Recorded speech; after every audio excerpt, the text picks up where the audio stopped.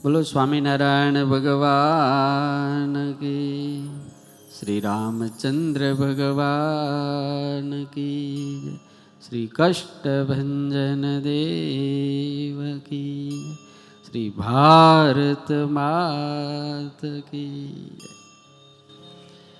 પરમ કૃપાળુ ઈષ્ટદેવ સ્વામિનારાયણ ભગવાન, આ દાદાની દિવ્ય કથા એમાં પધારેલા પરમવંદનીય પૂજ્ય અમારા સ્નેહી મિત્ર સુખદેવ સ્વામી, વાલા ભક્તો, આપણા આમંત્રણને માન આપીને પધારેલા આપણા ગુજરાતના રાજા કહેવાય છે ને. રાજા એટલે ભગવાનનું રૂપ. એવા નિર્દોષ, નિખાલસ, સહજ, જેમનું મુક્ત હાસ્ય છે, એવા આપણા સૌના લાડીલા વહાલા યશસ્વી મુખ્યમંત્રી ભૂપેન્દ્રભાઈ પટેલ તથા માનનીય કેટલાય ધારાસભ્યો તથા આપ સર્વે ભક્તોને મારા વંદન છે. જય સ્વામિનારાયણ, જય શ્રી રામ.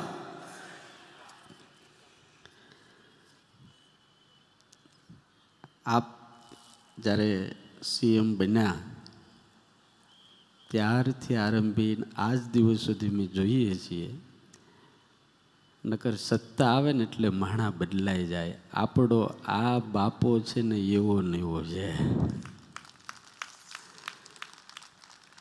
અને ભૂપેન્દ્રભાઈને લોકો વાલથી દાદા કહે. આખી દુનિયામાં સાળંગપુરવાળા દાદાની સરકાર હારે ને અમારા ગુજરાતમાં ભૂપેન્દ્ર દાદાની સરકાર હાલે.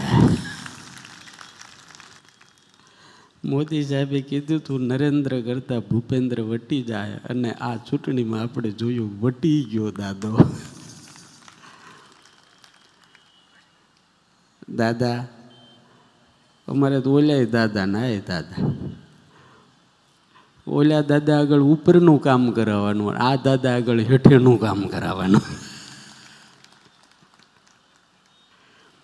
પણ કષ્ટભંજન દાદાને હું પ્રાર્થના કરું, સાહેબ જ્યારે સીએમ બન્યા ત્યારે લગભગ ધાર્મિક સ્થાનોમાં પહેલી મુલાકાત ભૂપેન્દ્રભાઈ પટેલે સાળંગપુરની લીધી હતી.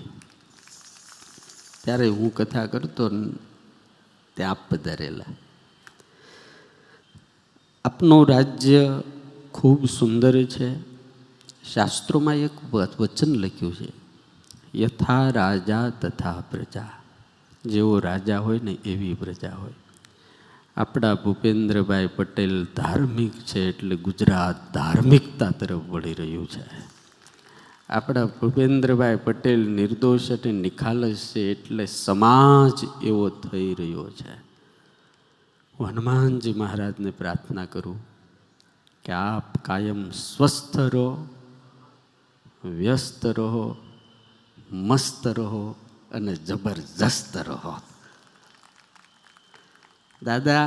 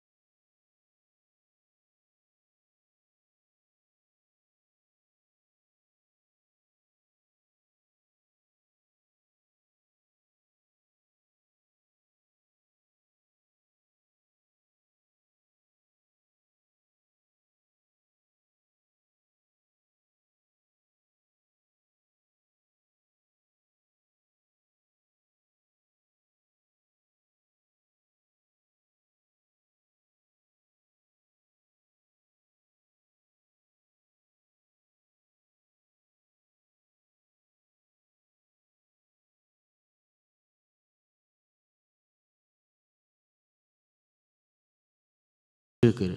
એમની 3 એમ્બ્યુલન્સ છે, રોજના 3 ડૉક્ટરનો સ્ટાફ, આખા આણંદ જિલ્લાની અંદર નિઃશુલ્ક દવા પૂજ્ય સ્વામી આપે છે.